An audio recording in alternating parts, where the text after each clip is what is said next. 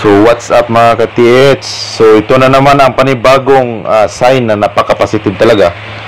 Ito yung tinatawag na Kalatsuchi tree. So napakaganda to Kalatsuchi tree. So makikita naman natin na super positive po talaga siya. Parang pinipilipit talaga tong Kalatsuchi na to. Kasi sa karamihan nakikita ko ng Kalatsuchi, hindi ganito yung forma. Ito pinipilipit siya. Pero itong Kalatsuchi na to, sabi ng ating customer, ayan dyan dito sa mataas, sa matirik na bundok na matatanaw talaga yung karagatan. So napakaganda na tatlong puno na nakatriangle ito, dalawang Kalatsuchi. Ito yung isa, yun, yung sa dulo, at may sign pa na bato na parang letter V. So, ibig sabihin tunnel.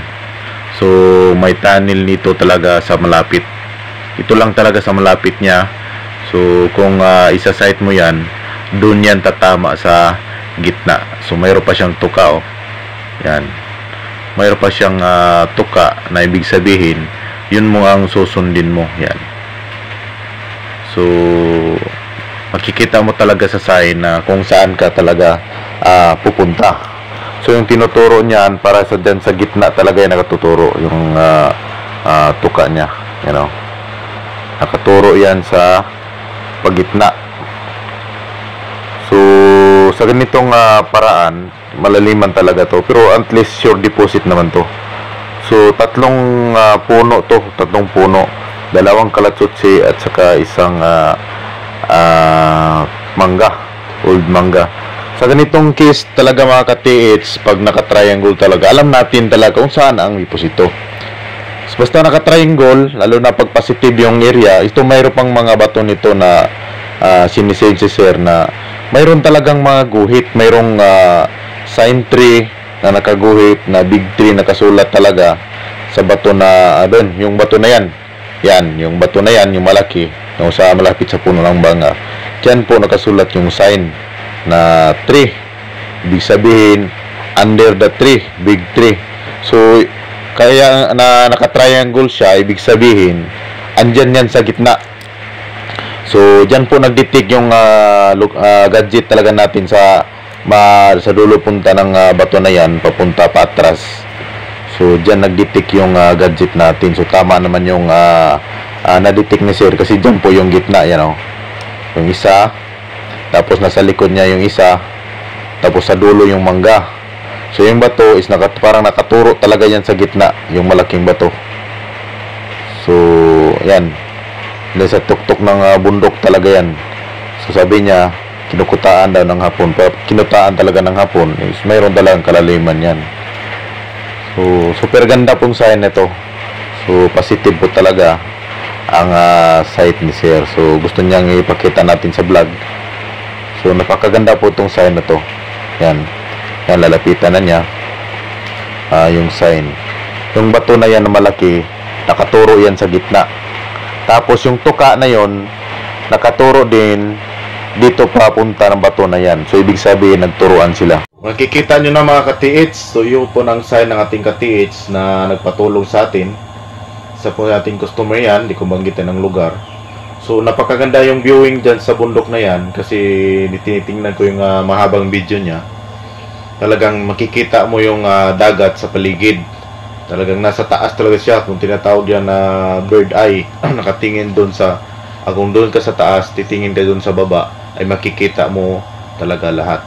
So napakaganda yung area niya, kasi dati daw kinampuhan niya ng hapon. So napaka-positive yung area niya, kasi na-detect ko ng gadget natin. So na-detect ng Tesla, so dinikod natin, at saka dinetect niya, at saka sinubaybayan natin yung sign na bato, at saka yung isang bato rin. Doon talaga nakaturo sa lahat na gitna. So nag-gitna siya nakaturo. So yung V na mayroong tuka doon sa gitna nakatingin. Tapos yung doon sa mangga ay yung sign na malaking bato na parang heart, at mayroong sign yon, doon din turo din sa gitna. So ibig sabihin ang deposito na yan andyan sa gitna. So karamihan naman talaga pag naka-triangle, kung wala lang talagang kasamang mga ibang sign na ipahiwati kung baka andyan sa mga sa isang puno na yan na naka-triangle. Pero yung sign niya, yung deposit dyan, kasi yung may nakasulat dyan at big tree. So, di lang na videohan ni sir. So, mayroon akong dinikod dyan, mayroong pinasin ako na sign sa kanya. Mayroon talaga nakasulat na big tree at mayroong stone na doon sa gitna na yan, doon po yung deposito. So, mayroong dig na sign. So, napakaganda pong sign na yan. So, sana po ay makuha ni sir. So, shout out pala sa lahat ng ating mga katiis dyan from Nueva Ecija, Nueva Vizcaya, Camarines Sur, Camarines Norte. Shout out sa lahat na nanood ng ating YouTube channel. So, lalo sa mga na-deliveran natin ng Tesla, no? So, dyan sa Baguio City. So, marami po tayong customer talaga dyan na kumuha. Kaso lang laging maulan ng area. So, mahirapan tayo kasi parang pumapasok yung tag-ulan. So, Cebu, Bohol, Capiz, at saka Palawan City. Sa ating mga katiis, maraming napapadikod dyan para Palawan City. So, Camotes Island, Siquijor. So, shout out sa lahat ng ating mga customer na dyan, sa ating mga tagsubaybay ng ating YouTube channel. Mindanao, Agusan del Sur, Surigao del Sur, Tagum, Davao, Sarangani, Jinsan, Cotabato, Lanao del Norte, at saka Lanao del Sur, Tawi-Tawi, Cagayan, sa ating mga katiis dyan. Lalo dyan sa Misamis Oriental at saka Occidental. So, marami pong nag-order sa atin ng Tesla. So, gusto kasi ng Tesla. Ang Tesla kasi, ang napakaganda kasi sa Tesla kasi nandyan na sa kanya lahat. So, magbitik siya ng silver. Tulad ng ating customer na, yung customer na yon, isa talagang masabi ko na mayroon talaga siyang mga technique. Kasi, ang ginawa niya, ginamit niya yung carbon sa pagditik ng espalto. So, utak talaga siya, mautak siya. So, di ko na nasubaybayan yung customer na yon, siguro kung anong nangyari yon. Pero positive yung area kasi nakuha po talaga na maraming espalto. So, umitim talaga yung hukay na yon. So, di ko na nasubaybayan sa daming customer po na nagpabasa sa atin. Di ko talaga masubaybayan lahat ng mga customer. So, yun ko lang sa mga nag-chat lang, lalo sa mga bagong chat, mga bagong misis nila, masubaybayan ko agad. Pero yung talagang isa-isahin ko, di ko talaga masubaybayan lahat. So, shout out pala sa ating mga customer, no? So, sa mga nagpa-chat sa ating YouTube channel, sa ating Facebook page, ay talagang marami pong salamat sa panonood ng ating YouTube channel. Shout out sa lahat. So, di ko kayo maisa-isa sa ating mga katiis dyan. So, ang masasabi ko sa inyo, go lang talaga mga katiis. So, napakaganda. So, ito ipakita natin. Ito po yung Kalatsuchi tree. So, nakikita natin kasi ilang Kalatsuchi tree ko nang napuntahan. Ganito talaga ang Kalatsuchi, nakita ko na parang pinipilipit talaga siya. So, ibig sabihin, mayroong mainit or mayroong nakabaon talaga sa ilalim na dyan. Sa kaya naging ganito yung Kalatsuchi tree. So, nag-triangle po yan. So, ito po yung bato. Yan, pakita natin yung bato na yan. Ang bato na yan is para siyang heart, pero may nakasulat dyan, di lang natin malapitan sa screenshot. Pero mayroon yan, mayroon nakita ko sa mahaba na video ni sir, mayroon nakasulat niya na big tree, at saka mayroong stone, ibig sabihin bato, at mayroong under, yung dig site. So, pero hindi sa bato na yan, distant, ibig sabihin dyan sa gitna na naka-triangle, dyan po si sir maghukay. So, positive po talaga yan kasi sabi ni sir, kinutaan daw ng hapon yan dati, yan po nagkuta yung hapon. So, sa mga ganyan, naka-engineer yung hukay na yan. So, di basta-basta din hukayin. Pero pag focus mo lang, di mo lang madaliin, talagang wag mo lang isipin na bukas, next month o next week, kasi karamihan sa nga maghukay. Yung iba, isang taon bago ba nakuha di ba? Karamihan sa mga treasure hunter, hindi yan makukuha agad, lalo't pag deposito yung hinuhukay. Kailang sana pag ibawis kasi madalian lang pag ibawis. So, pag makuha mong ganitong sign, lalo na pag alam natin na positive itong area, kasi dinitik ni sir sa Tesla. So, positive naman. So, talagang tugma talaga siya. Kasi, tama yung sign na kahoy, at saka yung isang bato na nakaturo sa gitna na mayroong tuka. At doon din sa kabila na mangga, mayroon ding nakasign doon na parang heart, at saka nakaturo sa gitna na mayroon pang nakasulat na big tree, yung parang letter T na double T siya, parang F siya, tapos mayroon siyang sign na stone na bato, at mayroong dig, ibig sabihin sa dulo niyan doon ka maghukay. So, napakaganda pong sana yon. So, sana po sir, ay focus mo na lang yan. Huwag ka na maghanap ng iba. Pero kung kumpleto ka naman ng gamit, so kung mayroon kang gadget para sa hukay, maganda yan. Focus mo na yan. So, habang ngayon tag-ulan pa, hanap-hanap mo lang. Kasi mahirap po sa ngayon na maghukay, lalo't matubig. So, isingit mo lang natin ang ating customer from Malaysia. So, mayroon tayong customer from Malaysia. Mayroon siyang mga tauhan. So, ito si sir. Parang ginaya niya yung mga strategy ko dati na ako kasi dati hindi ako makontento ng isang grupo. Marami talaga akong ginawang grupo na mayroong mga gadget talaga. So, akong nag-produce ng gadget. So, ginawa ko yan kasi hindi naman ibig sabihin na makahanap ka ngayong linggo o isang araw. So, gumawa ako ng maraming grupo at sinuportahan ko sila ng maraming gadget. So, ito si sir, gumaya sa akin. So, parang ginawa niya yung strategy ko. Bumili rin siya ng mga gamit para mayroon siya mga grupo, kanyan. So, mas maganda yan, is madali lang tayo makakuha at madali tayong makakita ng mga magandang sign kasi sa dami ng grupo mo, impossible sa isa na yan, hindi makakuha ng kahit giveaways na lang yan. So, isingit lang natin. So, ito po yung sign niya. Ito pinakuha sa hukay, malalim daw to nakuha siya. So, sa mga ganitong bato, yung tinatawag nating emerald stone. So, di ko masabing emerald stone to. So, kasi parang ano siya, parang taphaw yung pagkakulay niya kasi yung emerald kasi parang hindi mo makikita yung sa kabila, parang sa kabila parang tong tourmaline, emerald tourmaline ba yan, tourmaline stone na parang sa Bisaya prog kupas ba, prog kupas.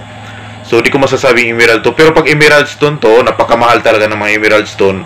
Pero ang hirap lang sa mga bato nang yan ay wala pa akong mayroon akong isang tao diyan na nakilala na mayroong emerald stone nakuha nila sa puno ng nangka.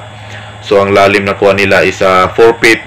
So, di ko alam kung saan nila bininta pero nagmamasid-masid ako na kuha ang information ay bininta daw sa US. So, mayroon siyang kamag-anak doon sa US. Doon nila bininta yung emerald stone.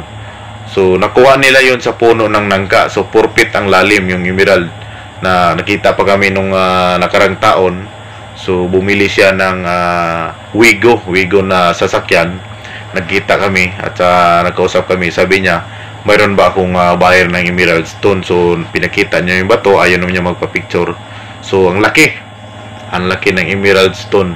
So, unprocessed pa siya. So, sabi niya, mayroong mga kasama yan. Mayroong mga ginto. Mayroong mga diamond. Pero yung emerald, yung gusto niya ibinta.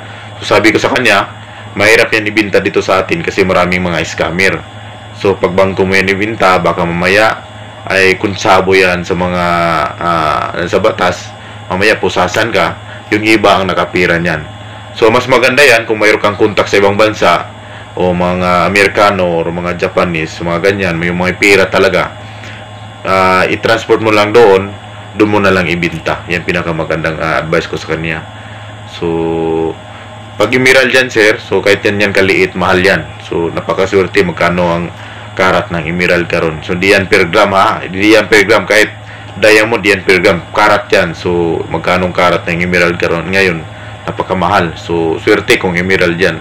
So, nakuha po ito ha. Liwanagin ko. Nakuha po to ni sir, yung tauhan niya. Ito si sir dyan sa Malaysia. So, nakuha niya ito sa hukay talaga. So, tinis na niya to. Napunta-punta na sila ng mga pawn shop. So wala pa daw ang gadget na kakilates nito kung ano pa talaga to kasi karamihan sa mga dito sa Pilipinas kasi. Pero iwan ko lang sa Manila, mayroon sa Manila, mayroon ga tayong mga customer na nagpatis sa Manila. Pwede yan sa Manila. So i-test kung emerald ba yan o diamond. Pero kasamihan ka nakita ko tulad sa akin, ang nalaman ko lang ito yung mga diamond lang talaga. So mga emerald, mayroong mga selector, mga emerald o diamond, mga gemstone selector na makakilala ng mga gemstone. So, dyan sa Manila yan. Pero, wag lang basta-basta magtiwala kasi pag alam nilang emerald yan, napakamahal talaga yan. Baka mamaya, mahirap na. So, kahit ako yan, mahirap talaga ibinta yan kung wala ka makakilala. Kung mapatunayan na emerald stone yan. So, kung mayroon ka kilala dyan sa Manila, sir, pwede mo yan ipati sa tauhan mo. Para pero bangmasid ka rin, baka mamaya yung tauhan mo na pinagtiwalaan mo bigla yung mawala, alam mo na sa panahon ngayon. So, napakaswerte. So, sa ating mga ka-TH, tuloy-tuloy lang mga ka-TH talaga. Tuloy lang. Huwag kayong maniwala sa mga nagsabi-sabi ng wala, nanira. Alam mo, yung mga taong ganyan kasi, pag napapa-apekto ka, mas lalo pag pinapahirapan yung buhay mo. So, wala nang mawala kung subukan. Baka malay mo, yan pala ang paraan na makapagbabago ng buhay mo, makapagbabago ng talagang takbo ng buhay mo. Paraan na yan. So, yan para ang para sa'yo. Kasi di natin alam kung anong para talaga sa atin. Diba? So, tulad ng ating mga customer, diba? So, tingnan mo, marami tayong natulungan. Pero di naman lahat, pero papunta na rin yung iba. So, nahanapan natin sila ng magandang sign. So, yun lang mga tis. Maraming salamat at God bless po sa ating panonood, sa ating YouTube channel, at shout out sa lahat. Tuloy lang mga ka-TH. Huwag susuko. Ito yung mapayo ko sa inyo. Ito ang magandang paraan talaga na maging sideline na balang araw masasabi nyo sa akin na talagang ito nakapagbabago ng buhay nyo. God bless po. Ito si Mindanao Hunter Sign.